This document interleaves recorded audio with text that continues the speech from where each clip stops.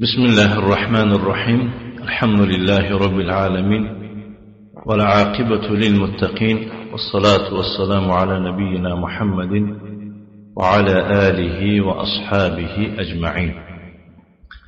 أما بعد، فنتابع درسنا من كتاب شرح الأصول الثلاثة لشيخ الإسلام محمد بن عبد الوهاب بن سليمان بن علي رحمه الله تعالى، والشرح لفضيلة الشيخ العلامة عبد العزيز بن عبد الله الراجحي حفظه الله تعالى.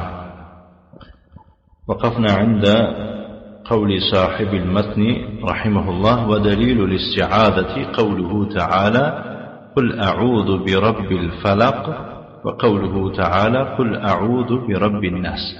ما حالا در دوامی همون دلیل های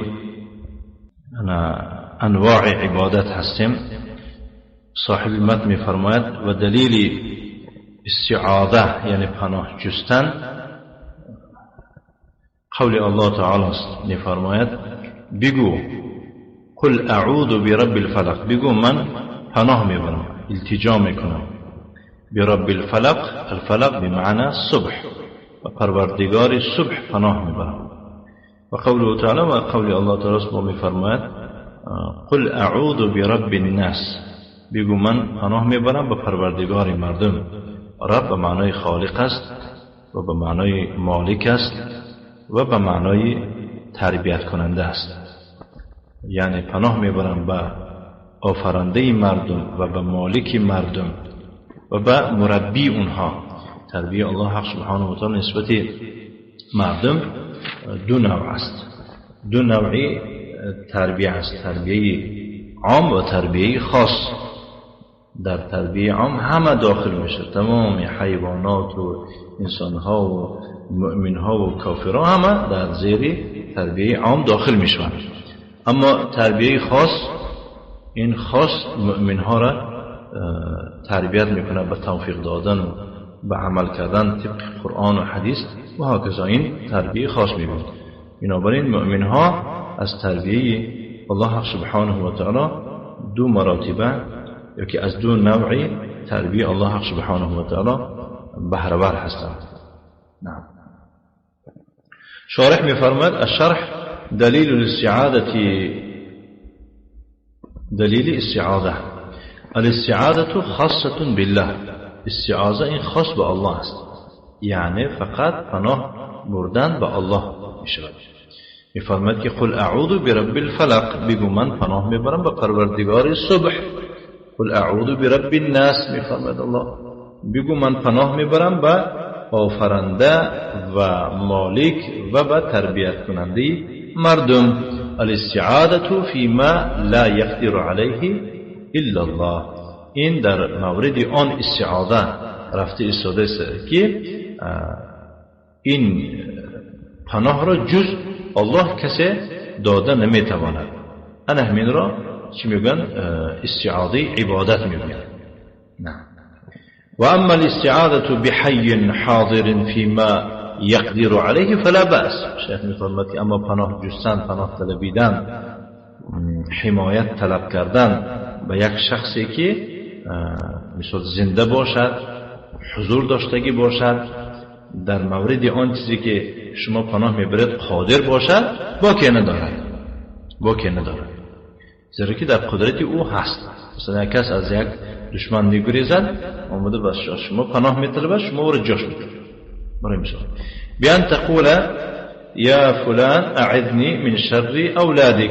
مثلا یک کسی میگه که ای فلان، من آخر پناه بیده از بدی فرزندانت، یعنی بچه ها گپ تو را میگیرن.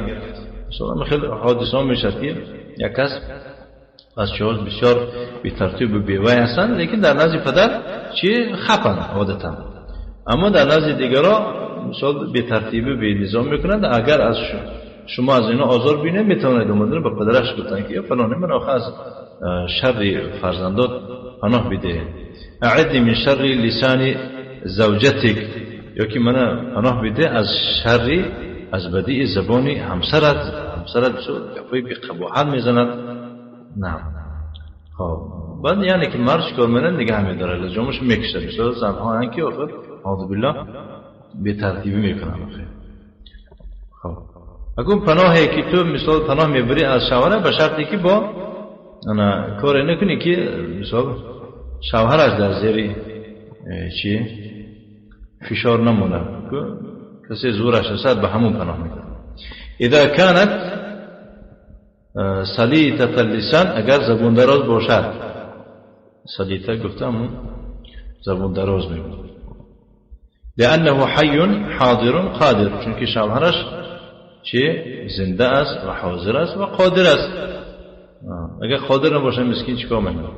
ولكن يستعيذ بميت او بغائب او بحي حاضر فيما لا يقدر عليه الا الله فهذا شرک. ولی اگر پناه طلبت به مرده یا کس میگوید نزد قبل میبود نگه دار چه خیلی که دارم میگون که نقل میگن الله علم وقتی که امریکا عراق بمباران کرد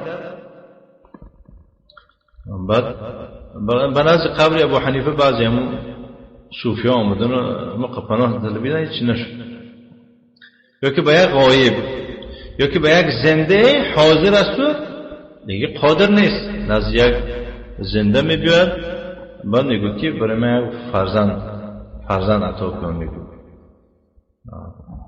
یعنی این فرزند پرسیدن و باران پرسیدن این جز الله دیگر قادر نمیباشد.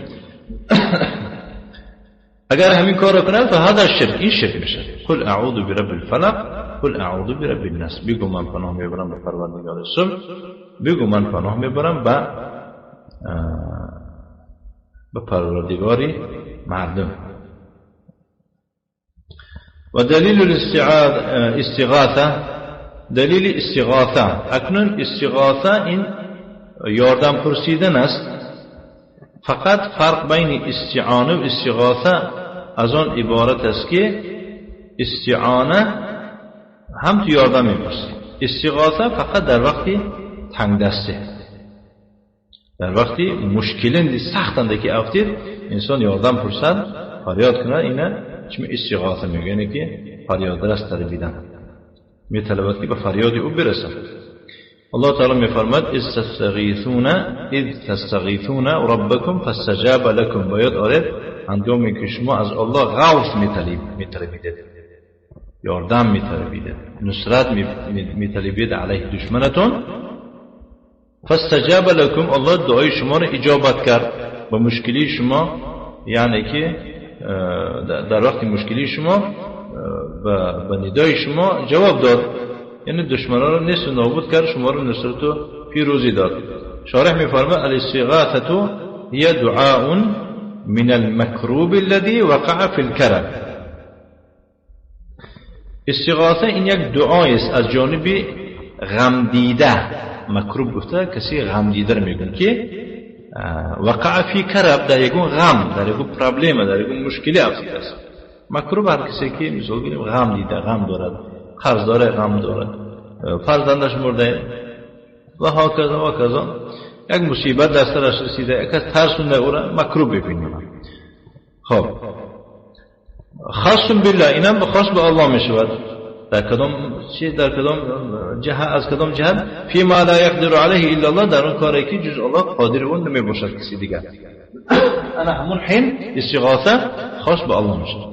اما الاستغاثه بحی حاضر قادر فلا باس به چنانه که در بالا گفتم استغاثه یا که دادخواهی کردن یا که دادخواهی طلبیدن به یک کسی زنده و حاضر و قادر و که نداره که یستغیث الغریق بسباح و مانند آن که یک شخصی غرق شده ایستادگی در آب فرو میرود شنا کردن نمیتونه به یک شخصی شناور فریاد میزند که ینزل الیه و یخرجه فرامده او را برارد. هذا لا باس به این با که نداره چون که وای چی سباح است شناور است اون کسی دیگر حاضر و قادر هم بکنه داخل با که نداره. لکن یستغیث بمیت لا یجوز در آب غرق شود با یکون میت یاردم پرسد فریاد کند جایز نیست یا که بگو غایب یا که به یگون شخصی حاضر زنده و حاضر است در آن چیزی یاردم میپرسد که جز الله قادری اون نمی باشد، فهذا شرک، این شرک میشه. اون شیعایش خیلی شیعای شنیع بدبخت حتی زناشون میگن در تولدخانه، حتی زنهاشون در تولدخانه چیکار میکنن؟ یا حسن یا حسین گفته چیکار میکنن؟ فریاد میکنن و تولد میکنن. نه مهم. نه. وقال اذ تستغیثون ربکم فاستجاب لكم. باید آرد هنگامی که شما از پروردگارتان در وقتی در حین مشکلی یاردم میطلبیدید، فاستجاب لكم، بس شما را اجابت کرد. صاحب متن میفرماید و دلیل الذبح قوله تعالی، دلیل ذبح سخن الله تعالی است، یعنی که دلیل ذبح عبادت سخن الله تعالی است. قل انني هداني ربي الى صراط مستقیم، بگو هر آینه مرا پروردگارم هدایت فرمود، یعنی توفیق داد.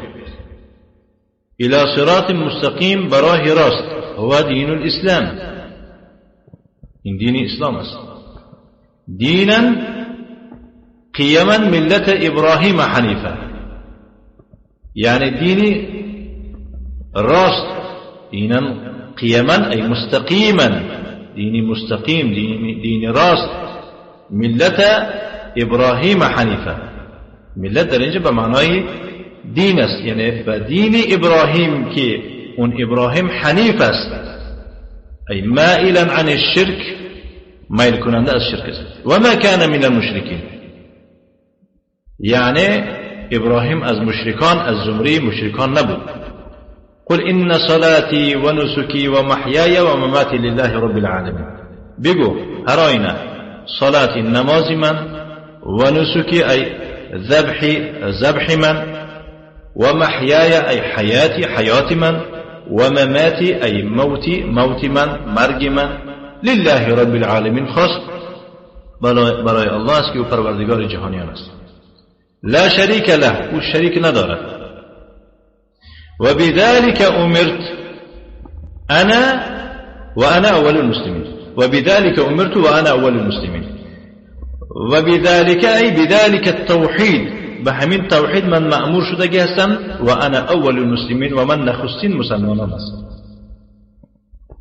و من السنة لعن الله من ذبح لغیر الله، در سنت چنین آمده است، و که دلیل از سنت چنین است که پیغمبر علیه الصلاة والسلام می‌فرماد لعن الله من ذبح لغیر الله، اخرجه مسلم من حدیث علی بن ابی طالب رضی الله عنه. الله لعنت کند کسی را که برای غیر الله ذبح می‌کند، برای قبر، برای مزار، برای مشهد و هكذا. شارح می‌فرماید حفظه الله تعالی یقول الله عز وجل قل ان صلاتي ونسكي، بگو نماز من و قربانی من، ذبح من یعنی ذبح من، و محیای حیات من و مماتی مرگ من، لله رب العالمین، خاص برای الله است که او پروردگار جهان است. هذا هو الشاهد لله، یعنی من لله شاهد منه، باید برای الله باشد. لا شریک له، یگان شریک ندارد. و بذلك امرت، و من این توحید مأمور شده هستم، و انا اول المسلمین، و من نخستین مسلمانان هستم. و قوله تعالی وانحر، وانحر لكن سوري كوثر، وإنا أعطيناك الكوثر فصل لربك وانحر، ويمسك اذبح، ذبح بكم، النحر ذبح. ومن السنة لعن الله من ذبح لغير الله، واللعن هو الطرد والإبعاد من رحمة الله لأنه مشرك. نعم، الله لعنت کند کسی را که برای غیر الله ذبح میکند. لعن به معنای سر کردن، به معنای دور کردن است از رحمت الله، زیرا که او مشرک است. و دلیل النذر قوله تعالی یوفون بالنذر و یخافون یوما کان شره مستطیرا. ایشان این دلیل نذر، با نذر خیش وفا میکنن و میترسند از آن روزی که شر آن روز همه جا را فرا خواهد گرفت. و قال الشارح النذر هو ان ينذر عبادة، یعنی یک عبادت را نذر میکند لم یوجبها الله او را واجب قرار دادگی نیست، الله او را واجب گفتگی نیست. نه، یوجبها علی نفسه و یعنی بر خودش او را واجب قرار میدهد. وقد تكون مطلقة وقد تكون مقيدة، نذر میشود نذر مطلقه و یعنی عبادتی که نذر کرده و مطلق میشود یا که مقید میشود. اکنون شیخ میفرماید که مراد از نذر مطلق یا که عبادت مطلق کدام چیه؟ کان ينظر ان يصلي 20 رکعه، نذر میکند که من 20 رکعت نماز میگذارم. فیجب علیه ان یوفی بنذره، یعنی به او واجب است که نذرش وفا بکند. و ان ينذر بان يتصدق ب1000 ریال علی الفقراء، نذر میکند که 1000 ریال به فقیرها و مسکینها صدقه میدهد. این نذری چه؟ نه مطلقا. فیجب علیه ان ينذر، واجب او نذر چیکار کنه؟ واجب است به او چیکار کنه؟ نذر میکنه و صدقه کنه. اذا کان عباده، و شرطی که عبادت باشد. اما اذا کان معصیه فلا يجوز له ان ينذر، معصیت باشد چیکار میکنه؟ جایز نیست که او نذرش وفا بکنه. اکنون یک جای مهم است برای چی این مطلق مینامند، یعنی یگان چیز قید نکرد، نگفت که اگر الله من صحت سلامت یعنی به مکه برد یا که از اونجا برگردانه یا که بیماری من شفایت، گفته شرط نگذاشت، یعنی قید نکرد. برای ما این چیز میگن نظری مطلق میگویند. و احیانا یکون النذر مقیده، احیانا نذر مقید میشود که ان یقول ان شفی الله مریضه، یعنی اگر الله تعالی شفا بخشد بیماری مرا،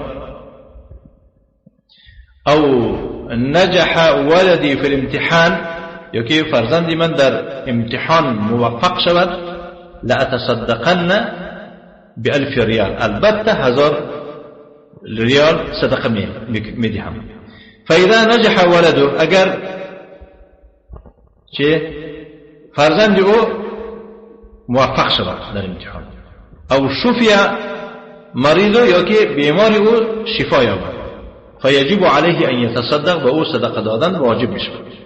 او یقول، یا میفرماید ان نجح ولدی او شفی رکعه، اگر فرزندی من موفق بشود یا که بیماری من شفا یابد، البته 20 رکعت نماز میگذارم.